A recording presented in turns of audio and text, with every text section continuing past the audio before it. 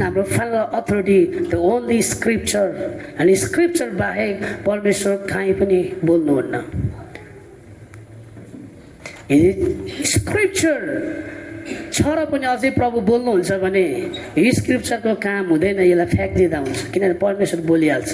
यदि सिलगढी जाँदै प्रभु बोल्दैछ भने, प्रेजेन्ट वर्सिप गर्दै प्रभु बोल्दैछ भने, रिभाइभलमै प्रभु बोल्दैछ भने, फास्टिङमै प्रभु बोल्दैछ भने, सपना सुत्दै बोल्दैछ भने, यो बाइबलको के काम? किन ग्रिक हिब्रू पढ्नु पर्ने?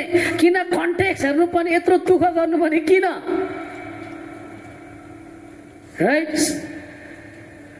जसले आफूलाई क्लेम गर्छ God is speaking to me भनेर, त्यो चाहिँ हो बाइबलको परमेश्वर चाहिँ होइन, त्यो चाहिँ धामी झाँक्रीको परमेश्वर हो, जो चाहिँ अझै पनि बोल्छ। देव चाहिँ भ्रमित कुराहरू हो, अनि यो भ्रमित कुराहरूबाट बाँच्नको निम्ति हामीलाई स्क्रिप्चर चाहिन्छ। अनि धेरैवटा कन्फ्युजनको कुराहरू निस्किरहेको छ, अनि त्यही कारणले गर्दाखेरि चाहिँ we need scripture and we need the background, यो कसरी हो भन्ने कुराहरू बुझ्नको लागि